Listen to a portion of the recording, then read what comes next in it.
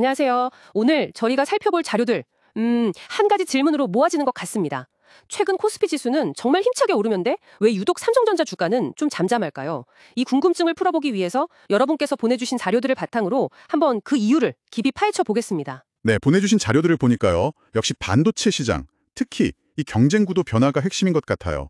HBM하고 파운드리 이 두 분야에서 SK하이닉스, 또 마이크론, TSMC 같은 경쟁사들하고 삼성전자가 지금 어떤 상황인지, 이게 또 주가에는 어떤 영향을 미치는지 좀 집중적으로 봐야 할 것 같습니다. 네, 맞아요. 이 복잡한 그림을 좀 명확하게 이해하는 게 오늘 저희 목표라고 할 수 있겠죠. 좋습니다. 그럼 먼저 이 전반적인 시장 분위기부터 좀 볼까요? 6월 들어서 코스피가 12% 넘게 올랐는데 삼성전자는 6%가 채 안 돼요, 상승률이. 근데 SK하이닉스는 같은 기간에 25% 넘게 급등했단 말이죠. 이 차이 어디서 오는 걸까요? 네, 여러 자료에서 공통적으로 나오는 얘기가 삼성전자의 2분기 실적, 이 기대치가 좀 낮아졌다는 점이에요. 물론 디램 가격 오르는 거, 이건 좋은 신호죠. 근데 낸드 플래시 재고 문제라던가 파운드리 실적 개선 속도가 생각보다 좀 더 더딘 거 아니냐, 이런 분석이 나오면서요. 전체 영업이익 전망치도 좀 내려가는 분위기거든요. 이게 투자 심리에 아무래도 직접 영향을 주는 거죠. 아, 그렇군요. 실적 기대치가 일단 좀 낮아진 게 큰 배경이다, 이런 말씀이신데 그럼 좀 더 들어가서요.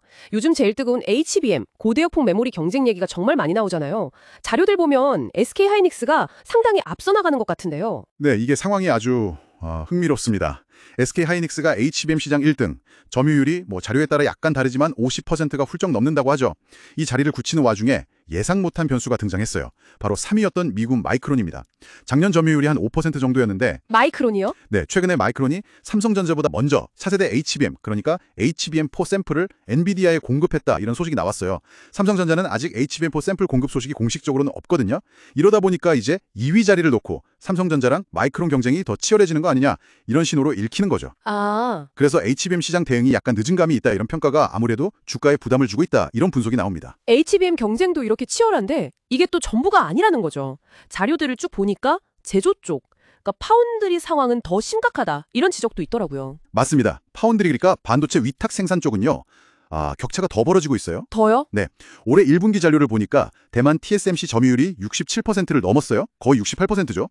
독주 체제입니다, 그냥. 와, 68%? 근데 삼성전자는 7.7%까지 떨어졌습니다. 이게 역대 최저 수준이라고 하더라고요. 격차가 사상 최대로 벌어진 거죠. 이야. 특히 중요한 건 이 최첨단 공정 경쟁인데요. 3나노 공정.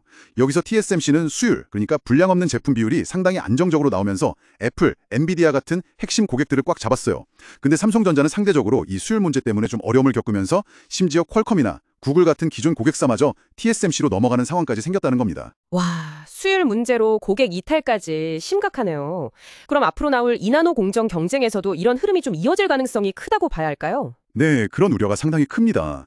TSMC는 벌써 애플 차기 아이폰 물량을 2나노로 수주했다, 이런 얘기가 나오고 있고요. 업계에서는 TSMC의 2나노 초기 수율을 60에서 70%까지도 보더라고요. 근데 삼성전자는 아직 한 40% 수준 아니냐, 이렇게 추정하고 있고요. 차이가 꽤 크네요. 네, 여기에 또 하나 첨단 패키징 기술이라고 하죠. HBM 같은 여러 칩을 하나로 묶어서 성능을 확 끌어올리는 기술인데 코오스라고 부릅니다. 여기서도 TSMC가 엔비디아 AI 칩 물량을 거의 독점하면서 기술 격차를 벌리고 있어요. 아, 패키징까지요? 네, 이게 AI 반도체 성능에 직결되니까 중요도가 아주 높거든요. 그러니까 기술력에서도 또 고객 확보에서도 좀 힘겨운 싸움을 하고 있다. 이게 자료 곳곳에서 보이는 거죠. 종합해보면 이게 단순히 실적이 잠깐 안 좋은 게 아니라 미래 핵심 먹거리로 꼽히는 HBM 그리고 파운드리, 이 두 분야에서 경쟁사보다 기술적으로 좀 뒤처지는 모습, 이게 현재 삼성전자 주가로 누르는 가장 큰 요인이다, 이렇게 분석되는 거군요. 그렇습니다. 단기 실적 변동성보다는요, 말씀하신 대로 HBM 시장 진입 타이밍 문제라든가 파운드리에서의 기술 격차, 점유율 격차, 이게 투자자들의 좀 더 근본적인 우려를 낳고 있는 상황인 거죠. 물론 하반기에 낸드 신기술을 선보인다거나 HBM3E 양산을 본격화한다거나 이런 반전 카드도 준비는 하고 있겠지만요. 현재로서는 이 두 가지 핵심 경쟁에서의 열세가 주가에 가장 큰 부담으로 작용하고 있다, 이렇게 봐야 할 것 같습니다.